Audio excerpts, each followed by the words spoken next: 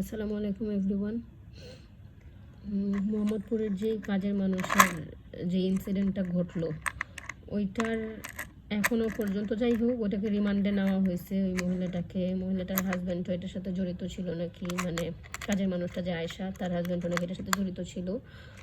তো তাকে রিমান্ডে নেওয়া হয়েছে। কি কি হইতেছে, যাই হোক, তাকে ধরা হয়েছে। এটার জন্য আমরা খুবই গ্রেটফুল যে তাকে এত কিছুর মধ্যেও তাকে খুঁজে পাওয়া গেছে, যেখানে তার কোনো ট্রেস ছিল না।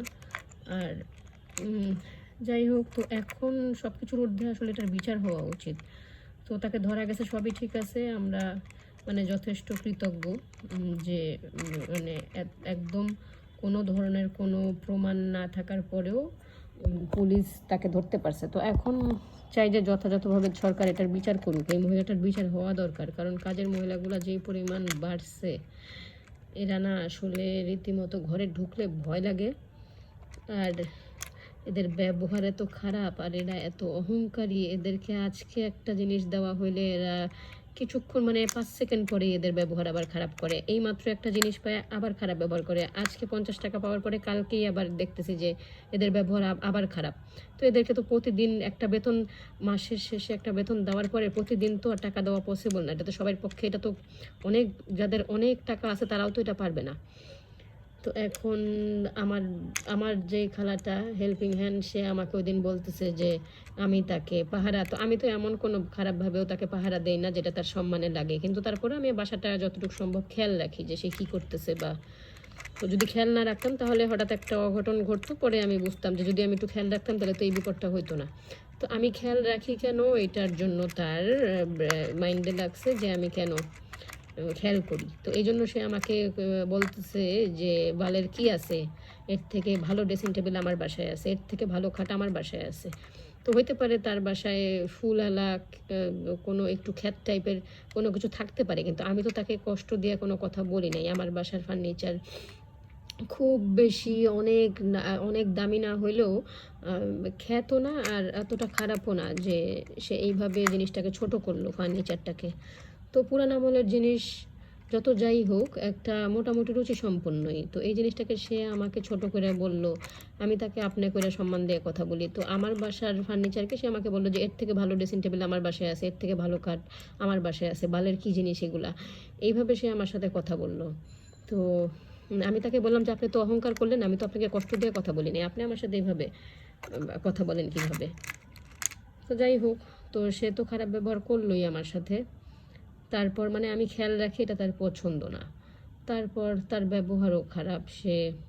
তাকে যথেষ্ট, খুব বেশি যে একটা কাজ দেই তাও না, যথেষ্ট সুযোগ সুবিধা সে পায় এখান থেকে, কিন্তু তার ব্যবহার অনেক খারাপ। তো এখন যাই হোক, এই জিনিসটার না একটা কেউ প্রতিবাদ করতেছে না, অথচ কাজের বুয়াদের কিছু হলে এরা কিন্তু এক হয়ে যায়। দারোয়ান, ড্রাইভার, কাজের বুয়া, এরা সব এক। কিন্তু এই যে কাজের বুয়াগুলো যেই জিনিসগুলো করতেছে, এখানে কিন্তু আমরা কেউ এক হই না, কেউ কারো আসলে কেউ না এটা নিয়ে কথা বলি না। কিন্তু কাজের মানুষ নিয়ে কিন্তু এই যে দেখেন, দুইটা মানুষকে কিন্তু মারলো।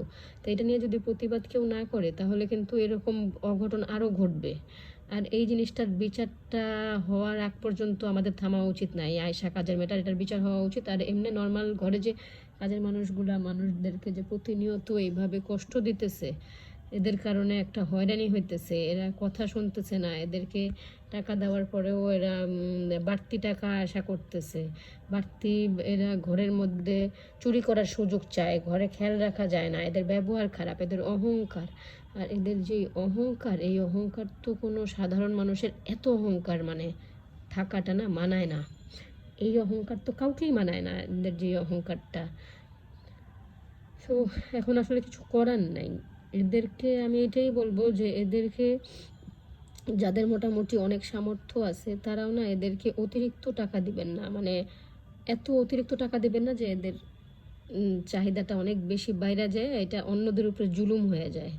এদেরকে অতিরিক্ত কোনো সুবিধা দিবেন না। এদেরকে যদি পুরান কাপড়, পুরান জিনিস বা যেটা আপনারা ফালায় দেন বা কাউকে, ওইটা আপনারা দরকার হলে গ্রামের কোনো আত্মীয় বা যাদের দরকার আছে, একটু আর্থিক সমস্যা বা যাদের রেগুলার দরকার, যারা নিডি, তাদেরকে ওই জিনিসগুলো দেন। কাজের বুয়াদেরকে একটা বেতন বা এদের বিপদে সাহায্য করেন, কিন্তু অতিরিক্ত কোনো কিছু দিয়ে এদের এদের চাহিদা এত বড় করবেন না। তখন দেখা যায় কি যে এরা ৮-১০টা মানুষের থেকেও অতিরিক্ত আশা করে, যেটা আসলে সবার জন্য পসিবল না।